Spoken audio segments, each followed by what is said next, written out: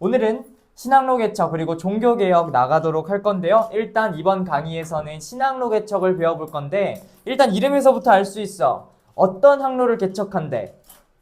그렇지. 새로운 학로를 개척하게 될 겁니다. 자, 그럼 여기서 우리가 드는 질문. 왜 새로운 학로를 굳이 찾아 떠나냐? 그리고 이 신학로 개척의 결과 어떤 일이 발생했느냐? 그 두 개가 시험 문제에 나옵니다. 대박이지. 그래서 오늘은 그 내용을 배워볼 거고요. 오늘은 해시태그 복습부터 하고 들어가 보도록 하겠습니다. 자, 거란, 여진, 서하의 공통점이 뭐였을까? 세 국가의 공통점. 바로 뭐를 제작했다? 고유? 문자. 그렇지. 고유 문자를 만들었었지. 기억 안 나면은 혼나 아주. 거란도 고유 문자를 만들었었고 여진도 고유 문자를 만들었었고 서하도 고유 문자를 만들었었던 게 공통점이었어. 그러면 차이점은 뭐냐? 일단 거란과 여진은 이원적 통치 체제를 한다고 했었고 거란 같은 경우에는 무슨 제? 북면관제와 남면관제라는 게 있었고 여진 같은 경우에는 무슨 모극제? 맹한모극제라는 게 있었고 그 다음에 거란 같은 경우에는 연은 무슨 주를 얻었다? 연은 16주. 큰일 나. 다 까먹었네. 연은 16주를 획득하였다. 정복을 해서. 그 다음에 여진 같은 경우에는 이제 계속 정복을 하다가 결국에는 어떻게 했어? 송이랑 여진이랑 힘을 합쳐서 누구를 멸망시켰어? 거란을 멸망을 시켰었고 그 다음에 거란이랑 송이랑 원래 어떤 맹약을 체결했다? 전년의 맹약을 체결했다. 와, 진짜 다 까먹었나봐. 서하 같은 경우에는 탕구트족이 세운 국가였고 세운 사람 이름이 뭐였어? 이원호. 자, 그 다음에 우리 송태조, 조광윤의 정책 뭐 있었다? 문치주의 정책을 실시했었고 그에 따라서 문인만 우대하다 보니까 국방력이 감소했다. 그래서 국가가 쫄딱 망해가는 그런 시기가 있었다라는 거. 그래서 누가 등장했어? 왕으로 시작하는 왕 안석이라는 사람이 등장해서 신법을 추진을 했었다. 기억나는 신법의 내용. 뭘 바래? 됐어. 보가법, 보마법, 균수법 이런 거 배웠었잖아. 그래서 그런 신법을 추진했었다. 자, 그 다음에 왕안석의 신법은 방금 했으니까 패스. 송나라의 경사문, 경제, 어떤 화폐를 사용했다? 지폐로 된 거. 교자. 안 봤구만. 교자라고 하는 거 만들었었잖아. 비비고 왕교자 말고 지폐교자. 교자. 그 다음에 사회. 어땠어? 사대부나 뭐 이런 사람들 등장했었는데 그렇게 된 배경이 어떤 학이 만들어져서 성리학이 만들어져서 그래서 송나라에서 기억해야 되는 사람, 성략을 만든 사람 누구? 무슨 희? 주희라는 사람. 그 다음에 그 사람을 자로 바꾸면 주자가 된다 했었잖아. 근데 융자가 사람 이름이라고 했었던 거 아주 잘 기억나요? 자, 그 다음에 칭기즈칸의 정책. 우리 칭기즈칸 같은 경우에는 계속 영토를 넓혀 나갔었던 사람이었고 쿠릴타이에서 사람이 선출이 되었다라고 했었습니다. 그 다음에 호라즘 왕국을 만들었었는데 그걸 이제 정벌을 시켜서 없애버렸잖아. 그 중앙아시아에 있었던 거. 그 다음에 오고타이칸 두 번째로 배운 사람. 이 사람 뭐 했을까? 일단 금나라가 멸망한 연도 몇 년도? 맞나? 1, 2, 3, 4 1234년에 멸망했었다라고 했었고요. 울루스 체제라고 해서 몇 개의 울루스가 생겨났다. 국가가 몇 개로 쪼개졌을까? 4개라고. 와, 진짜 이것들 어떡하지? 그 다음에 쿠빌라이 칸 마지막으로 이 사람이 했었던 정책 뭐 있었냐? 일단 수도를 어디로 옮겼어? 베이징으로 옮겼어. 이름이 중도야 대도야? 이때는 대도라는 표현을 썼었고 그 다음에 원나라로 이름을 바꿨는데 그리고 나서 제일 먼저 했었던 거 어디 나라를 원정을 떠났어? 일본 원정을 떠났어. 그러기 위해서 우리나라에 뭘 설치했다고? 정동행성을 설치했는데 그 행성이라고 하는 말 자체가 행중서성의 줄임말이라고 했었지. 너네 큰일 났네. 큰일 났어. 됐어. 니네 다 필요 없어. 자, 오늘 배울 내용 확인해 보겠습니다. 서양사 흐름을 한번 잡아볼 건데 우리 고대에서 배웠던 거 로마라는 국가 있었고 그 다음에 그 전에 있었던 거 민주정치 발달했었던 무슨 네? 아테네. 그 다음에 군국주의 있었던 거 스파르타라는 국가 기억나지요? 그 다음에 중세로 들어가면 프랑크 왕국이라고 하는 국가가 과도기에 있었는데 프랑크 왕국에서 4명의 인물 기억하라 했는데 순서 얘기해봐. 첫 번째 클, 두 번째 카, 세 번째 피, 마지막 클카 피카 순서였잖아. 그 사람들 기억하라 했었고 그 다음에 중세 때는 누구의 권위가 훨씬 셌다고? 교황의 권위가 훨씬 셌었잖아. 그래서 교황이 황제를 무릎 꿇린 사건, 카노사의 굴욕이라는 사건이 있었는데 이후에 십자군 전쟁이 일어나고 나서부터 어떻게 됐어? 뒤바뀌었잖아. 누구의 권위가 훨씬 높아? 황제의 권위가 높다라는 거야. 그래서 아비뇽에다가 교황을 앉혀놓은 사건, 그게 무슨 유수? 아비뇽 유수라는 사건이 있었고 그 다음에 근세로 넘어가면은 이제 르네상스 있었는데 이탈리아랑 무슨 르네상스 있었지? 알프스 이북의 르네상스 있었고 알프스 이북의 르네상스는 교황을 완전히 비판하는 그런 성격이 강했다라고 했었습니다. 그리고 근세로 넘어가는 과도기에 또 뭐가 있냐면 종교개혁이라는 것이 있습니다. 종교개혁의 대표적인 2명 누구? 루터랑 칼뱅이라는 사람이 있었지. 그 사람에 대해서 오늘 정확하게 배워볼 겁니다. 자, 오늘 배울 신학로 개척의 순서 외워볼게요. 첫 번째 바르톨로 메우디아스라는 사람, 두 번째 콜럼버스, 바스쿠다가마, 마젤란 일행까지 요게 순서라고 생각하시면 됩니다. 자, 그 다음에 여기에서 외우는 꿀팁 하나 줄게요. 우리가 신학로 개척을 주도했었던 2개의 국가가 있어. 첫 번째가 에스파냐라는 국가, 지금의 스페인이고 두 번째가 포르투갈인데 얘들아 포르투갈 여기에서 피읍으로 시작하지. 피읍은 뭐랑 제일 가까운 거니? 자음 중에서 비읍이 이제 피읍이 된 거잖아. 그 비읍이라고 하는 이 자음이 들어가잖아. 그럼 포르투갈에서 후원받은 애들인 거야. 그래서 바르톨로 메우디아스의 비읍, 그 다음에 바스쿠다가마의 바, 비읍, 이 둘은 포르투갈의 후원을 받았고요. 그렇지 않은 누구? 콜럼버스하고 누구? 이 2명의 인물은 에스파냐에서 후원을 받은 그런 인물이었구나 라는 거를 여러분들이 꼭 기억을 하고 들어가셔야 합니다. 자, 그 다음에 쓰고 있구나. 자, 세계 지도를 한번 보겠습니다. 자, 여기가 어떤 대륙? 여기가 어떤 대륙? 유럽이야. 이거 무슨 대륙? 아프리카. 이거 무슨 대륙? 아시아. 이거 무슨 대륙? 오세안. 오, 아네. 잘했어. 맞아. 이거 무슨 아메리카? 이거는? 맞아. 중2 애들한테 물어보잖아. 하나도 대답을 못한다? 유럽이랑 아시아밖에 몰라. 미쳐버릴 것 같아. 그런데 역시 고등학생 되니까 수준이 높습니다. 자, 여기 보시면은 이 반도가 무슨 반도라고 했지? 웃기고 있네. 웃겨 아주. 발칸반도는 여기 있잖아. 무슨 반도? 이베리아 반도라고 했었던 거 기억이 안 나나 보네. 자, 이베리아 반도 라고 했었는데요. 이 이베리아 반도에 위치하고 있었던 게 2개의 국가가 있으니 아주 왼쪽에 위치하고 있는 것이 포르투갈이라고 하는 국가가 있었고 그 다음에 그 오른쪽에는 에스파냐라고 하는 국가가 있었어. 이 2개의 국가가 주도해서 무역을 했다고 했었는데 자, 여기에서 중요한 내용, 여기에 있는 이 바다 이름은 뭘까?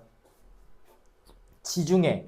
기억나죠? 이 지중해라고 하는 바다 때문에 2개의 국가가 싸웠었던 거 무슨 전쟁이 있었더라? 로마랑 카르타고 싸웠던 게 무슨 전쟁이야?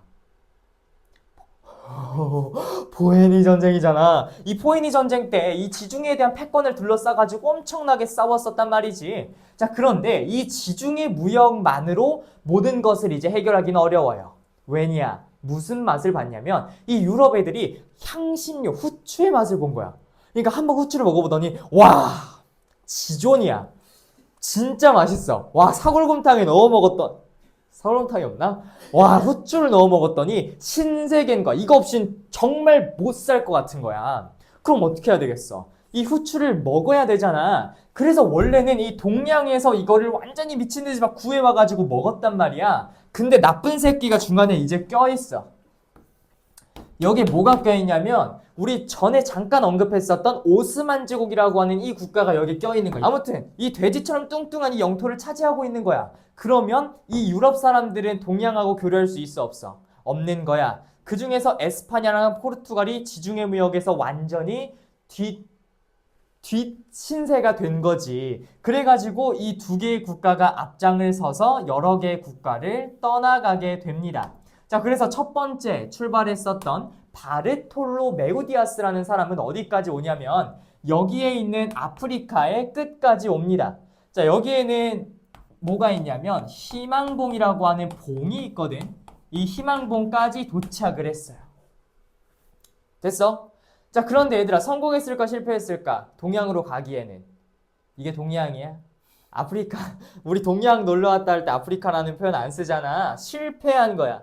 그리고 나서 에스파냐에서 출발했었던 인물이 하나 있으니 그 인물은 바로 콜럼버스라는 사람이었습니다. 이 콜럼버스가 가고 싶었던 국가가 어디였을 것 같아? 인도예요. 카레가 맛있는 이 인도에 가고 싶었거든. 그래서 얘들아 출발하자 이러고 출발했는데 도착! 여기로 간 거야. 인도가 어디야? 여기잖아.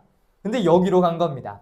그래서 콜럼버스가 처음으로 이제 섬에 도착을 했는데 그때 콜럼버스가 생각하기에 인도가 확실하다. 여기는 인도다. 아, 사람들, 인도 사람들 반갑습니다. 예, 카레 맛있습니까? 예, 이러면서 간 거야. 미친 거지. 여기가 인도야? 아니잖아. 근데 콜럼버스는 떠날 때까지도 여기가 인도라고 생각을 했습니다.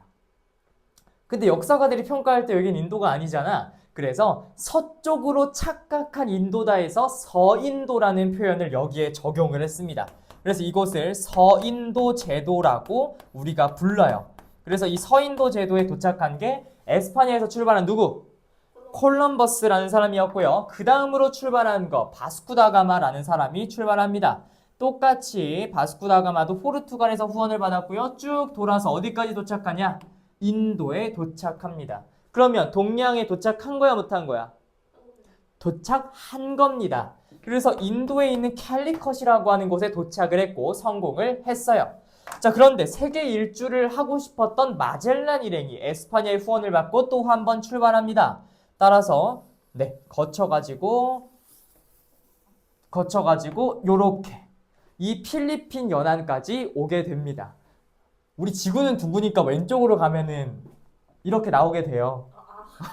예, 이렇게 유턴해서 간 게 아니라 우리 지구는 둥글어요. 그쵸? 아무튼 그렇게 해가지고 이 필리핀 연안에 도착을 합니다. 그러다가 마젤란 씨는 필리핀에서 세상을 떠나게 됩니다. 세상을 떠났다는 웃기니? 왜 떠났나요?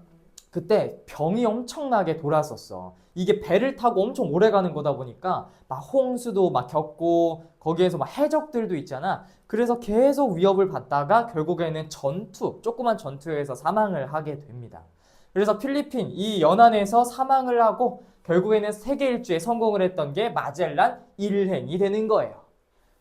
오케이? 이렇게 진행이 될 겁니다. 자, 그러면 이제 지금부터 필기를 시작해 보도록 할게요. 자, 우리 일단 이 신항로 개척을 잠깐 요약하기로 지도로 본 거고요. 그러면 왜 신항로 개척이라는 게 일어나게 됐는지부터 배경을 정확하게 짚고 들어가 보도록 하겠습니다. 1번 배경.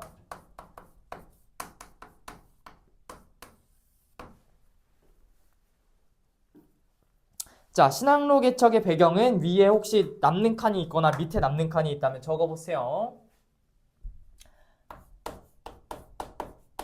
자, 일단 첫 번째 배경으로서는 마르코 폴로라고 하는 사람의 동방견문록이라고 하는 책이 있습니다.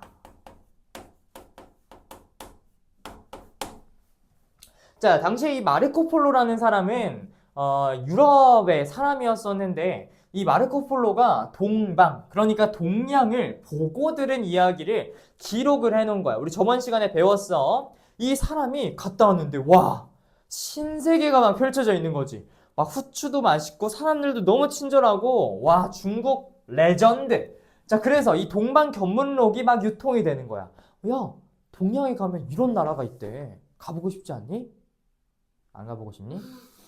야, 동양에 가면 이런 나라가 있대. 이런 식으로 사람들이 홍보를 막 하는 거야. 그래서 엄청나게 호기심이 많아지게 됐습니다. 그 다음에 존 맨더빌이라고 하는 사람이 있었어요. 존 맨더빌.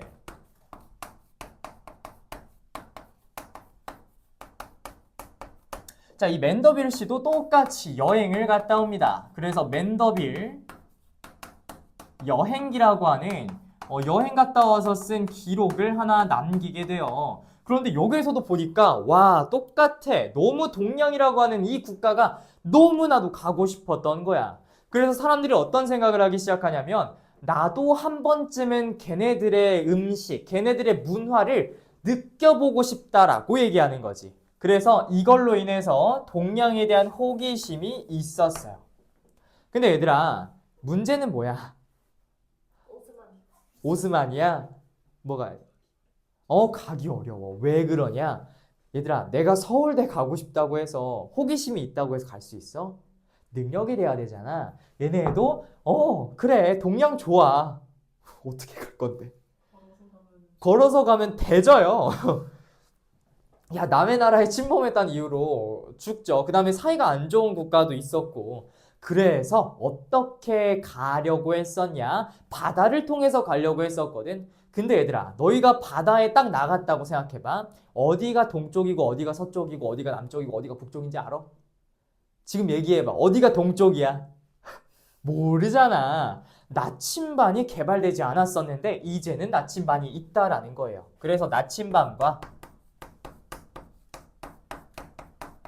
그리고 또 어떤 일이 있었냐면 이 나침반과 그 다음에 배를 만드는 기술을 조선술이라는 표현을 씁니다. 배를 만드는 기술, 그 다음에 항해술, 이 바다를 통해서 나아가는 항해술이라고 하는 이 기술이 엄청나게 발달하게 됩니다.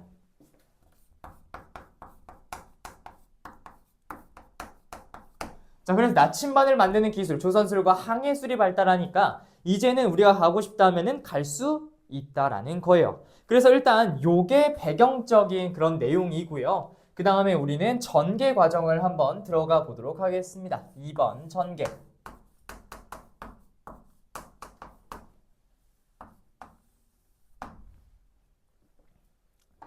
자, 우리 인물들은 꼭 기억을 하셔야 되고요. 순서대로 나올 수 있어요. 가나다라 뚫어놓고 배열을 하면 할 수 있어야 돼요. 첫 번째.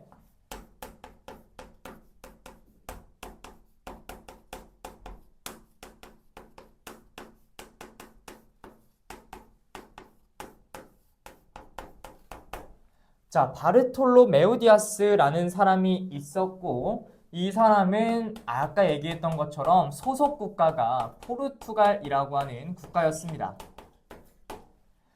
지중해 무역에서 소외되었었던 이 포르투갈과 에스파냐의 주도로 출발이 됐었던 건데 이 바르톨로 메우디아스 같은 경우에는 어떻게 했었냐? 제일 먼저 아프리카 최남단에 있었던 희망봉이라고 하는 곳에 도착합니다.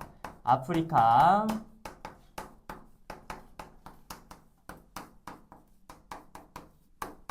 희망봉에 도착하였다.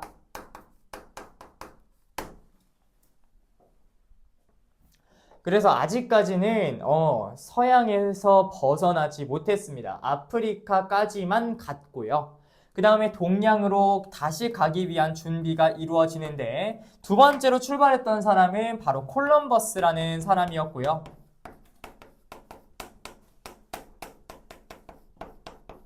이 콜럼버스라고 하는 이 사람은 에스파냐에서 후원을 받았던 그런 사람이 되겠습니다. 자, 그래서 아메리카 대륙으로 갔었지. 우리가 거기를 무슨 제도라고 부른다고? 서인도 제도라고 부른다고 했습니다. 그래서 콜럼버스는 서인도 제도에 도착하였다.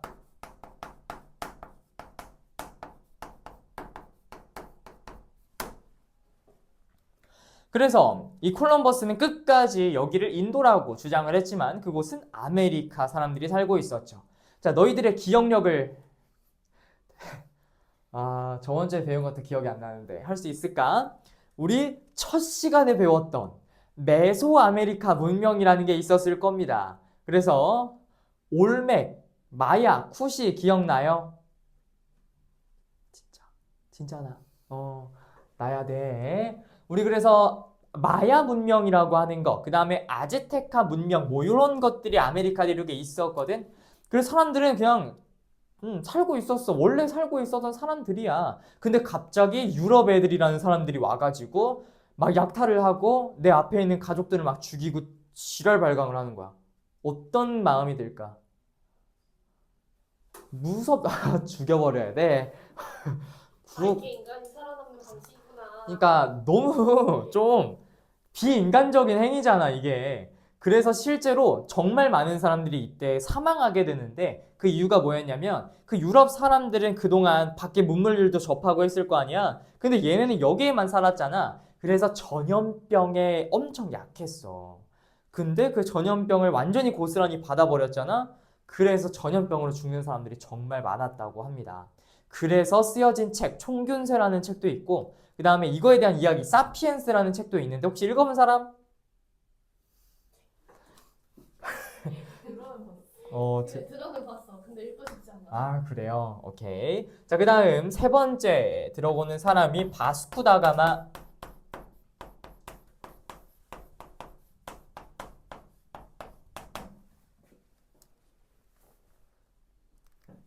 자, 바스쿠다가마 같은 경우에는 비읍으로 시작하니까 똑같이 포르투갈이라고 하는 국가의 후원을 받았다라는 거예요. 소속 국가 포르투갈. 자, 그 다음에 이 바스쿠다가마 같은 경우에는 인도에 항로를 하게 됩니다. 인도 항로.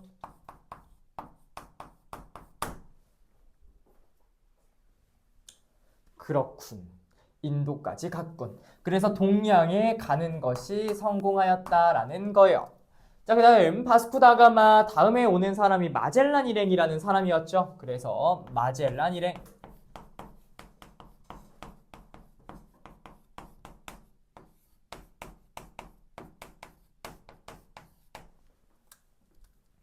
자, 이 마젤란 같은 경우에는 비읍으로 시작을 안 합니다. 따라서 에스파냐의 후원을 받았던 그런 상황이었다라는 거고요. 이 마젤란 일행 같은 경우에는 세계 일주에 성공을 하게 됩니다.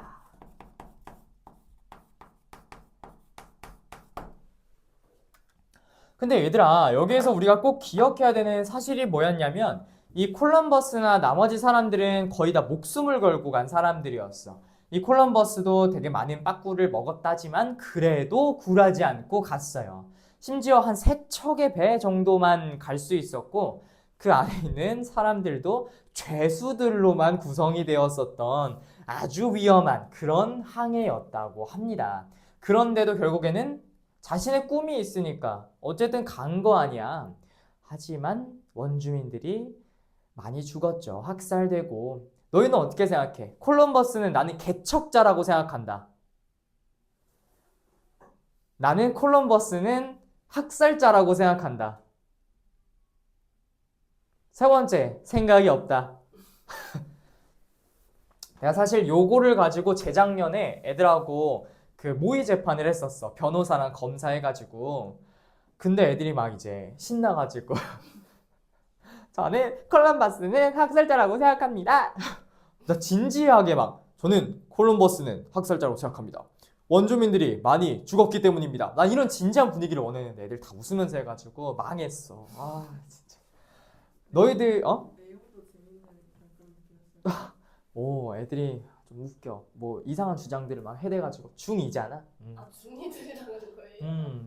그래서 그랬었는데 되게 재밌었습니다. 아무튼 콜럼버스가 개척자인지 아니면 학살자인지 너희들이 한번 생각을 나름대로 해보셨으면 좋겠어요. 지금 우리가 할 시간은 없어요. 그래서 이렇게 진행이 됩니다. 자, 그 다음 이제 신학로 개척의 3번 결과까지 하고 넘어가도록 하겠습니다. 자, 신학로 개척의 결과 뭐 뻔하지. 일단 그 아메리카가 어떻게 됐어? 반작살. 작살났어요. 그래가지고 정말 많은 사람들이 학살당했고, 그리고 학살뿐만 아니라 착취도 당했습니다.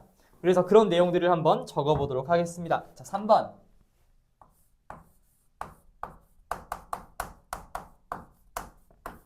자, 결과 1번. 자, 일단 뭐였냐면은 무역 형태의 변화가 생겨나게 됩니다. 무역의 변화.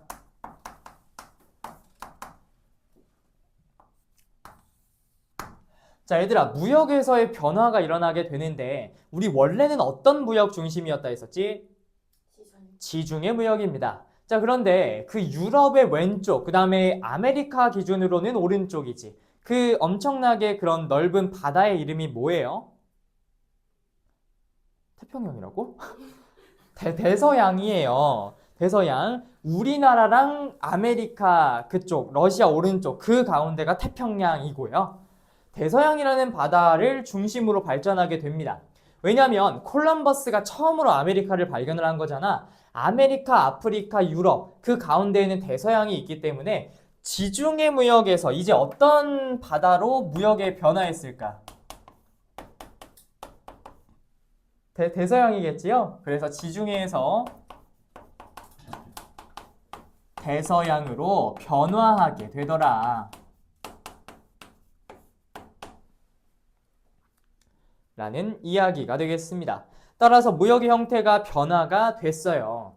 그런데 선생님들이 학교 시험 문제에서 페이크를 어떻게 내냐? 반대로 냅니다. 대서양에서 지중해로 옮겨갔다 하면은 지중해 대서양? 뭐 둘 다 배웠으니까 맞겠지 하고 동그라미 치면은 죽어요. 나한테. 헷갈리지 마세요. 그 다음 니은 들어가 봅시다. 자, 여기서 중요한 건데 유럽이라고 하는 이 대륙하고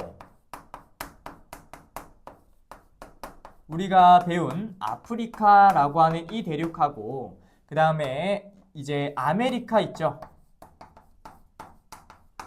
이 세 개의 대륙을 잇는 그런 무역이 만들어지게 되는데 우리가 이 무역을 삼각무역이라고 얘기합니다.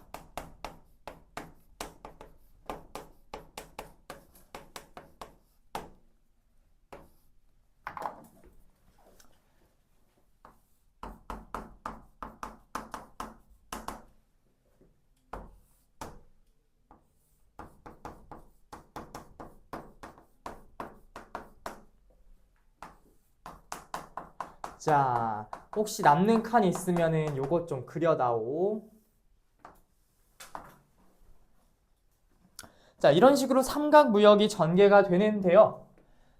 일단 아메리카, 아프리카, 뭐 유럽 이런 식으로 구분이 됩니다. 일단 중요한 내용만 좀 기록을 해보도록 할게요. 일단 이 아프리카에서는 아메리카에게 뭘 보내냐? 노예들을 보냅니다.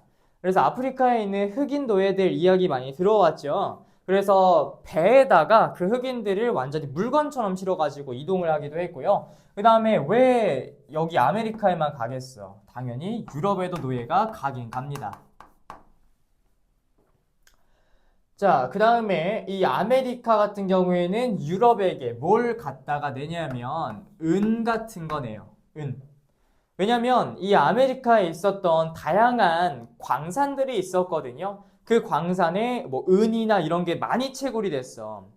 심지어 그 콜럼버스가 왔던 그 때에도 은과 금을 다 뜯어가지고 갔습니다. 그래서 은 같은 거 주고요. 그 다음에 유럽 같은 경우에는 뭐 아메리카 이런 국가들에게 또 뭘 주냐면 모직물 같은 걸 줬어요. 모직물.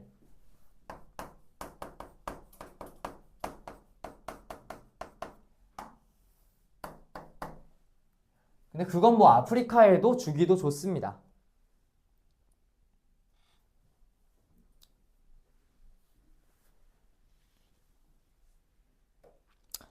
자, 그래서 이런 식으로 삼각무역을 계속 진행을 하고 있었던 거예요.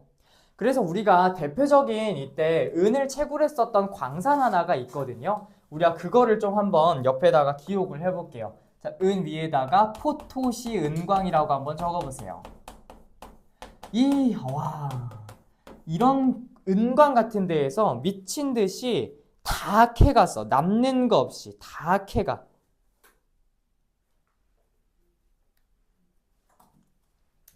진짜로. 그래서 유럽이 아프리카한테 또 뭘 줬냐면 이 당시에 무기도 주기도 했고 뭐 모직물도 갖다 주고 뭐 이런 식으로 이루어지게 됩니다.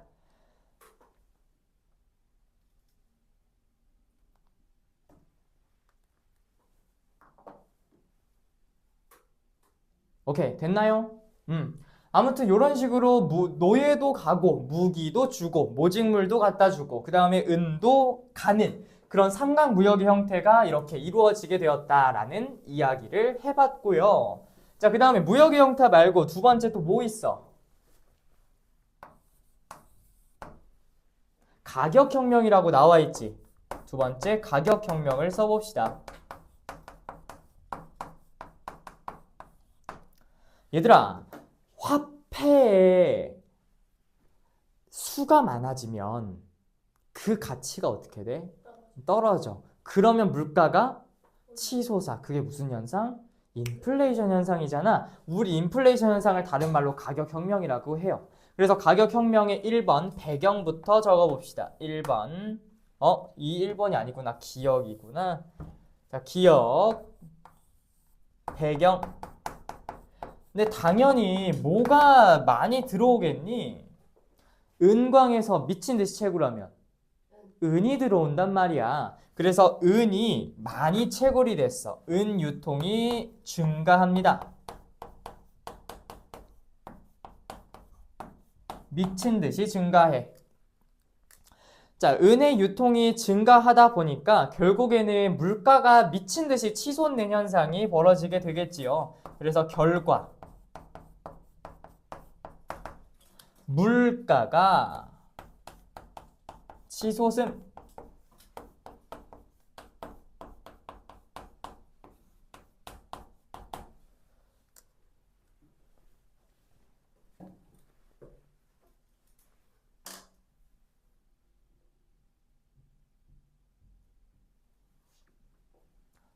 우리 막 어렸을 때는 그런 거 있었는데 문방구에서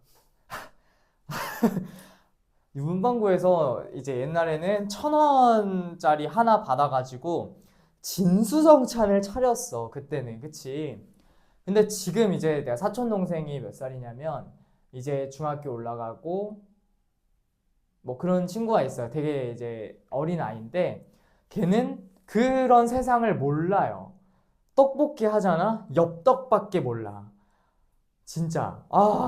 컵떡볶이의 존재를 모르는 거야. 나 진짜 쇼킹해가지고 옛날에 컵떡볶이 하면은 작은 거 막 이렇게 해가지고 500원 하고 막 큰 거 1,000원 해가지고 그렇게 맨날 먹고 안 그랬니? 그래? 이따만한 종이컵이 근데 맞아. 나중에는 그랬는데 처음에는 엄청나게 그게 쌌고 내가 되게 좋아하는 뭐 포포랑 그 되게 조금 아폴로 그 다음에 난 아폴로 짝퉁 그 아파찌라고 해서 그것도 되게 좋아했었는데 지금은 얘들아 1,000원 쥐어주잖아? 어디서 써? 야, 그니까 마이쮸도 지금 800원인가 하잖아. 그거 하나밖에 못 사더라고. 옛날에 마이쮸도 500원이었었던 것 같은데 나는 이해가 안 돼. 이게 다 가격혁명 때문이야. 라기보다는 그냥 우리나라 물가가 올랐나 싶네요. 예, 그렇습니다. 그 다음 세 번째, 동인도 회사에 대한 이야기를 좀 해보려고 합니다. 동인도 회사. 자, 나 동인도 회사 들어왔다. 난 여기 다니고 싶다, 이 회사에. 장난. 자, 이 동인도 회사라는 거는 애들이 많이 어려워하는 개념이야. 여기에 있는 인도는 너희 머릿속에서 지워버리세요. 인도랑 관련이 없습니다. 이 동인도 회사는 그냥 서양 애들이 무역하기 위해서 만든 회사다. 나중에는 약탈하는 용도로 만들어진 회사입니다. 우리나라에 비슷한 거 동양척식 주식회사랑 똑같아. 그래서 이 동인도 회사 같은 경우에는 자, 기업 주도했었던 국가들이 있었습니다. 어떤 국가들이 주도하게 되었냐? 일단 이걸 제일 많이 이용해 먹었던 건 영국이야. 그래서 영국이라고 하는 이 국가하고요. 그 다음에 네덜란드라고 들어봤어요. 그 네덜란드도 여기 동인도 회사에 가담했었던 국가입니다. 그러니까 이 무역을 주도하는 회사를 만들어서 다양한 교역망을 뚫고 다니는 거예요. 얘들아, 우리 2단원 제목이 뭐였어? 기억이 안 나? 교역망의 형성. 교역망의 형성이에요. 이 교역망을 형성하는 그 과정에 주도했었던 회사가 동인도 회사라는 겁니다. 자, 그런데 일단 네덜란드의 상황부터 들어가 보도록 할게요. 자, 얘들아, 일단 처음에 이 무역을 주도했었던 건 당연히 어디였겠어? 신항로 개척에 앞장섰던 포르투갈, 에스파냐였을 거 아니야. 그 포르투갈의 항로들을 하나씩 빼앗기 시작해요. 네덜란드가. 그래서 포르투갈의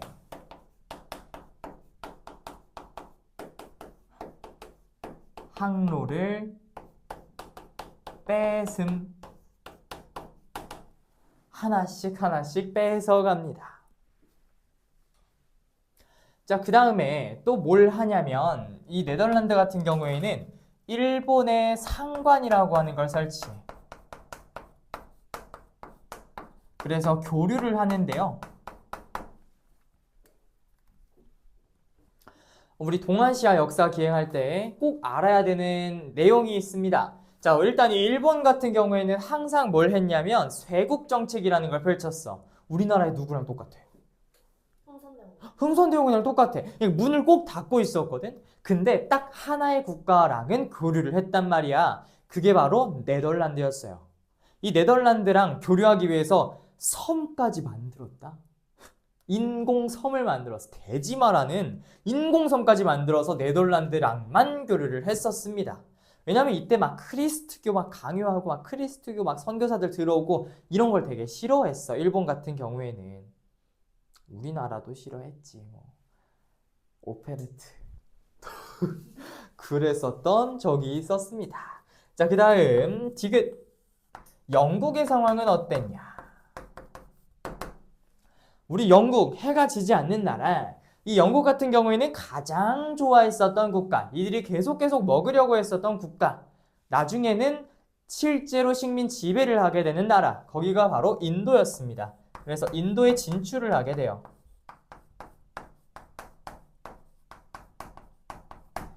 그래서 나중에 반제국주의 운동을 배울 건데 인도는 그렇게 해서 막 반영운동이라고 해서 영국에 반대하는 운동도 나중에 하게 됩니다.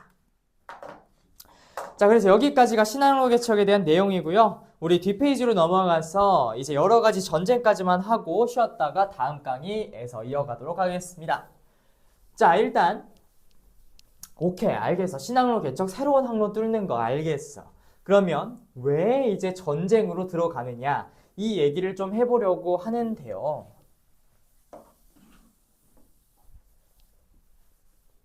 혹시 얘들아 100년 전쟁이라고 들어봤어? 들어봤어. 장미전쟁이라고 들어봤니? 들어봤어. 당연히 들어봤어야지, 내가 가르쳤는데. 자, 그래서 이 100년 전쟁하고 장미전쟁이라는 게 터지게 됩니다. 자, 그런데 이런 게 터지게 된 이유는 공통적으로 뭐가 있냐면 왕위 계승 분쟁이 있었어요. 왕위 계승 분쟁. 사람들은 이 권력, 이 왕위 계승 앞에서는 눈이 돌아버리잖아. 그래서 단종을 죽이고 세조 새끼가 그렇게 왕위를 찬탈한 거 아니야. 내가 왕사남을 이제 봤거든. 와, 보는데 중간까지는 화가 막 치밀어 올라가지고 개새끼 막 이러면서 진짜 한 명회를 보면서 너무 빡친다. 진짜 보다가 혈압 올라가지고 죽을 뻔했잖아. 보는데 막 한 명회 이 새끼를 내가 다 뜯어가지고 조사버리고 싶다, 뭐 이런 생각을 해봤거든. 마지막엔 이제 너무 슬퍼가지고 울고 그러면서 냅킨으로 얼굴 닦으면서 그렇게 나왔었어요. 근데 내가 왜 그렇게 눈물이 났냐면 나는 영화 보면서 잘 안 우는 사람이야. 그러면 어. 혹시 옆에 누가 울면은 야 우냐라고 하세요? 나는 그런 타입이거든. 왜냐면 나는 영화 보면서 너무 슬프지 않니? 이러면서 우는 게 너무 꼴보기가 싫은데 내가 그러면서 왜 나왔는데 마지막에 눈물이 터진 게 단종의 나이가 죽을 때 16살이었다고 했잖아. 내가 이제 딱 가르치는 애들이 16, 뭐 15 이 정도의 나이인데 그 나이면 얘들아 솔직히 얘기하면은 진작 시집갔죠. 장가. 미쳤나 봐. 뭐라는 거야? 저 지금 선생님도 지금 나이로 따지면은 그냥 아직 엄마의 손길이 있어야 되는 아주 어린 아이란 말이야. 근데 그런 어린 나이에 엄마 아빠 다 돌아가시고 시녀가 보필해주고 있는데 그렇게 쫓겨났어. 얼마나 마음이 아파.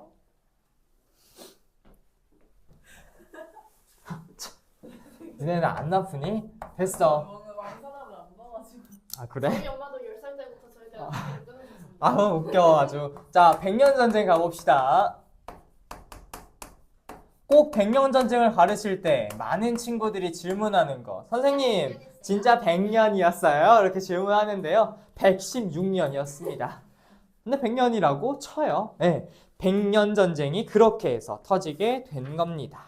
자, 그러면 백년전쟁이라는 게 왜 일어났냐? 그거부터 얘기를 해보도록 할게요. 1번 배경부터 들어가 봅니다. 자, 백년전쟁이 터지게 된 이유는 일단 왕위계승 분쟁이 있었습니다.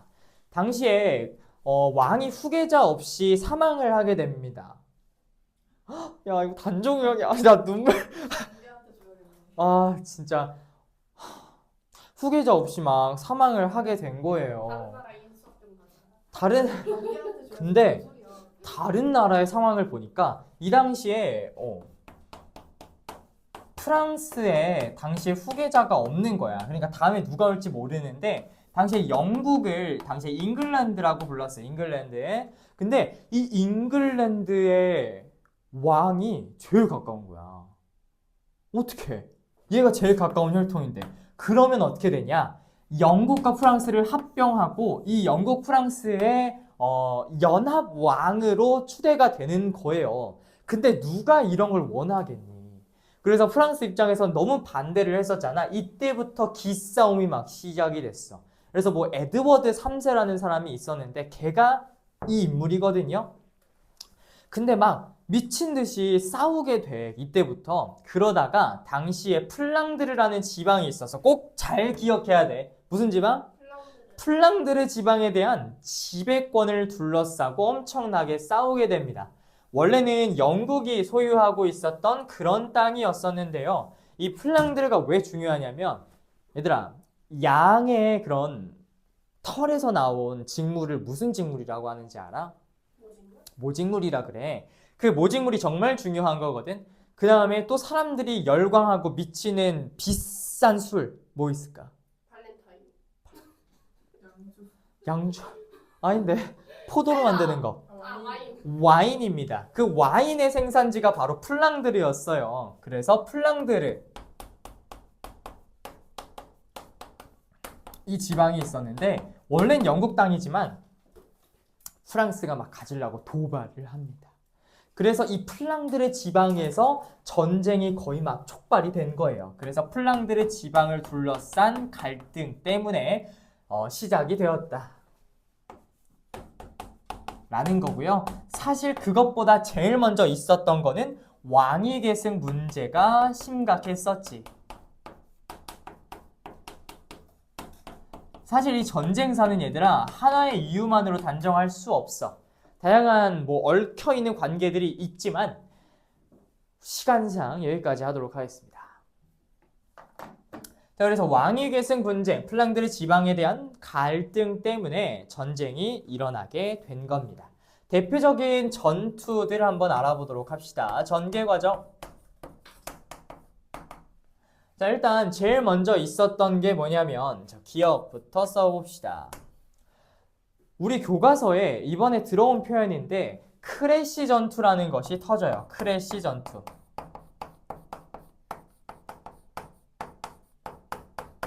영국이랑 프랑스랑 당연히 싸운 전투가 되겠고요. 이것뿐만 아니라 푸아티에 전투라고 하는 것도 터집니다.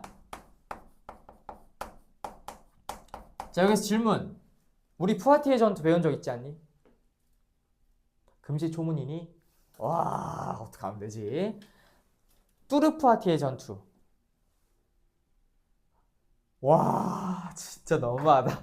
우리 프랑크 왕국 배울 때 클카 피카 했었는데 클로비스가 개종했었잖아. 그 다음에 카롤루스 마르텔이라는 사람이 이슬람을 격퇴했었잖아. 우마이야 왕조가 들어와서 뚜르푸아티에 전투에서 승리했다라고 했었어. 그때 배웠었잖아. 근데 뚜르푸아티에 전투랑 이거랑 같니? 아니요. 아니야. 똑같은 지방에서 벌어진 전투지만 다른 전투라는 거를 페이크로 알아둬야 돼. 알겠지? 그래서 크레시 전투랑 푸아티에 전투라는 게 있었다라는 거 기억하면 되고요. 자, 그 다음 또 뭐가 있었냐면 처음에 영국이 그렇게 압세했었다고 해요. 그러니까 계속 우세에 있었는데 점점 프랑스가 반격을 하게 됩니다. 그 반격하는 중에 중심에 있었던 사람이 바로 누구였냐면 신의 계시를 받은 한 명의 소녀가 있었어. 이 소녀가 나는 신의 계시를 받았고 막 어떤 사람의 목소리가 막 들리는데 바로 프랑스를 도와야 된다라는 그런 목소리였대. 그 사람이 바로 누구였냐면 잔다르크라는 사람이었어요. 그래서 그 잔다르크가 그 이제 보안 요원들 있잖아. 뭐 왕을 만나려면 그 사람을 지나쳐야지 갈 수 있는 거잖아. 그 사람 앞에 가가지고 이렇게 얘기를 했대. 저 신의 계시를 받았습니다. 제가 이 프랑스를 위해서 정말 열심히 싸울 수 있습니다. 제발 왕을 만나게 해주십시오라고 얘기를 했어. 그때 그 보안 요원이 뭐라 그랬냐? 지랄하지 마라. 꺼져라. 어디서 지금 어린 놈의 새끼가 지금 지랄하고 있다고 그렇게 보냈거든요. 그러다가 다음 날에도 오고 하니까 보안요원이 야, 얘는 지극정성이다. 한번 가서 짓거려봐라 해가지고 보냈거든요. 그러고 나서 왕의 승인으로 결국에는 전투에 참여하게 됩니다. 그래서 했었던 게 뭐 오를레앙 전투라는 게 있었어. 거기에서 반격을 해가지고 결국엔 누가 이겼을까? 프랑스가 이겼어요. 잔다르크에 의해서. 그래서 기억하셔야 돼요. 잔다르크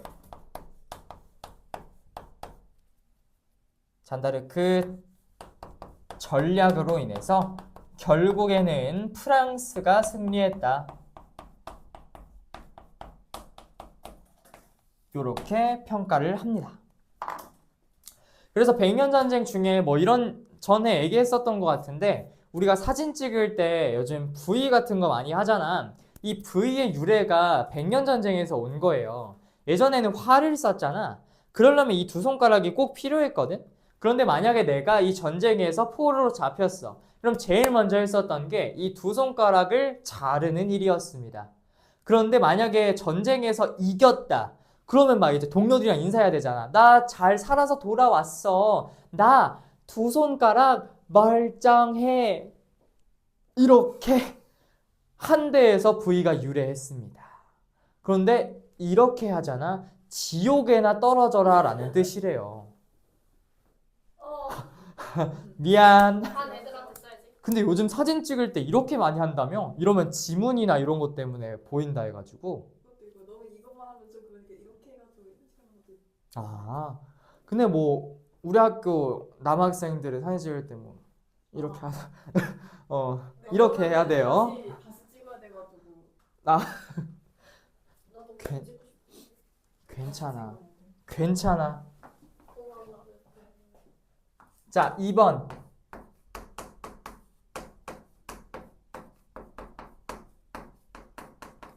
자, 장미전쟁의 이름은 왜 장미전쟁인지는 우리 배경에서 출발을 해보도록 하겠습니다. 자, 배경은 뭐가 있었냐면 왕위 계승 분쟁이 벌어지게 되는데요. 왕위 계승, 누구를 왕에 앉힐 것인가에 대한 그런 분쟁이 두 개의 가문에서 벌어지게 됩니다. 자, 그래서 어떤 가문과 어떤 가문이 싸우게 되었냐? 일단 첫 번째 있었던 가문이 요크 가문이라는 데가 있었고요. 두 번째가 랭커스터 가문이라는 게 있었습니다. 랭커스터 가문하고 요크 가문이 있었어요. 자, 그런데 왜 뭐 때문에 그렇게 싸웠냐면 왕을 안 쳐야지 이 가문의 영광이잖아. 그래서 요것 때문에 엄청나게 싸웠던 거란 말이야. 이 랭커스터 같은 경우에는 가문의 표식이 있어. 우리 그거 알아? 우리 막 경주김씨, 전주이씨 이것도 가문의 문양 있는 거 알아? 그런 문양 같은 게 있대. 무늬 같은 게. 알고 있었어? 무슨 김씨야? 김해김씨야. 김해김씨도 되게 유명하고 나는 경주김씨야. 왕족이야, 왕족. 그러니까 너희는 나를 능멸하면 안 돼. 감히 네 놈이 왕족을 능멸하는 거. 미안. 저거 위에 완전 있어요. 왕이 있긴 한데 내가 수없이 전에 내가 엄청 욕을 했었던 게 이제 경주김씨의 경순왕이라고 있어요. 내가 통일신라 수업하면서 경순왕이 이제 항복하고 나라 팔아넘겼잖아. 엄청 욕을 했었거든. 야, 사람도 아니다. 어떻게 이렇게 신라를 그 천년에 그 나라를 팔아넘기냐 했는데 우리 조상인 거야. 이러면 안 돼요. 자, 랭커스터 가문 같은 경우에는 가문의 표식이 뭐였냐면 붉은 장미였어. 붉은 장미. 되게 멋있지 않니? 붉은 장미. 그래서 짱구에도 그 붉은 장미 삼총사가 나오지 않니? 예? 아닌가? 짱구를 안 봐서 몰랐는데. 그 뭐 오토바이 타고 막 마스크 쓰고 돌아다니는 세 명의 뭐 있어요. 나만 알아? 요크타운 가문 같은 요크타운이 아니라 요크 가문 같은 경우에는 무슨 표식이었냐? 하얀 장미였어요. 붉은 장미, 하얀 장미 둘 다 장미잖아. 그 장미를 모티브로 해서 장미 전쟁이라고 불러요. 유치하지. 그다음 두 번째 결과 들어가 봅시다. 결국에는 이제 샤를 7세라고 하는 사람이 왕이 되면서 샤를 7세가 미안해. 아니야. 헨리 7세야. 헨리 7세. 미안. 헨리 7세라고 하는 사람이 왕위에 오르면서 결국에는 종식이 됩니다. 그래서 이렇게 되었다라는 거 기억하시면 돼요.